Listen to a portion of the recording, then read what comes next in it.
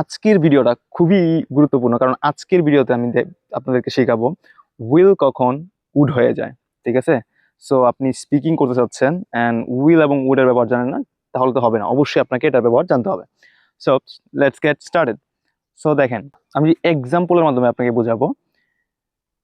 আমি জানি তুমি যাবে। আমি জানি তুমি যাবে। আরেকটা বাক্য হচ্ছে আমি জানতাম তুমি যাবে। সো প্রথম বাক্যটা দেখেন, বর্তমানে যদি আমি ভবিষ্যতের কথা বলি সেক্ষেত্রে আমাকে উইল ব্যবহার করতে হবে। যেমন আমি জানি তুমি যাবে, তার মানে কি হবে? I know you will go. I know you will go, এটা হচ্ছে বর্তমানে। বর্তমানে ভবিষ্যতের কথা বলতেছি। বর্তমানে যদি আমরা ভবিষ্যৎকালের কথা বলি তাহলে ডেফিনেটলি উইল ব্যবহার করবেন। আচ্ছা, সেকেন্ড বাক্যটা, আমি জানতাম তুমি যাবে।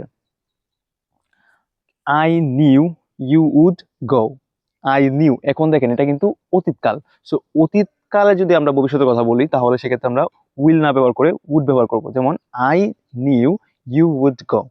সো আরেকটা ব্যবহার আছে উইল এবং উইল কখন উড হয়ে যায়, সেটা আরেকটা ব্যবহার করি। আমরা হচ্ছে ঈদের পরেই একটা spoken English batch, special spoken English batch চালু করতে যাচ্ছি, যেখানে আমরা অনলি 15 জন স্টুডেন্ট নিব। অ্যান্ড ঈদ উপলক্ষে 50% ছাড়ে মাত্র 1000 টাকায় স্বল্প মূল্যে আমি হচ্ছে 15 জন স্টুডেন্ট নিয়ে আমাদের দ্বিতীয় অনলাইন ব্যাচ চালু করতে যাচ্ছি। যদি আপনারা ভর্তি হতে ইচ্ছুক থাকেন তাহলে হোয়াটসঅ্যাপ নাম্বার দেওয়া আছে, ওইটাতে যোগাযোগ।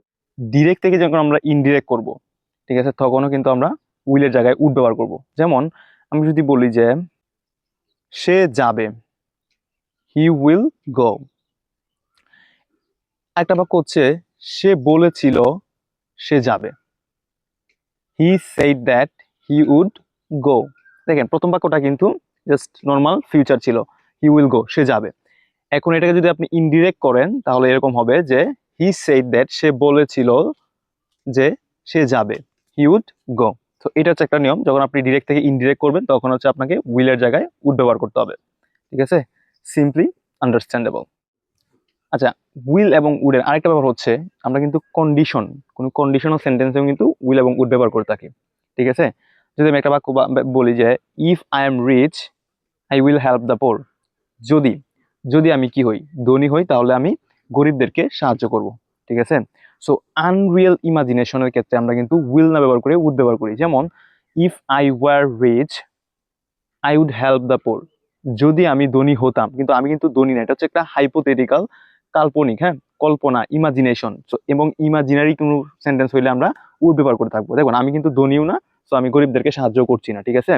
আরেকটা আমি যদি এক্সাম্পল দেই যে if I had much money I would buy a car. আমার যদি অনেক টাকা থাকতো তাহলে আমি কি করতাম, একটা গাড়ি কিনতাম। এখানে আমার কিন্তু অনেক টাকাও নাই, আমি গাড়িও কিনছি না। এরকম যদি হাইপোথেটিক্যাল ইমাজিনারি সেন্টেন্স হয় সেক্ষেত্রেও কিন্তু আমরা উইল না ব্যবহার করে উড ব্যবহার করবো।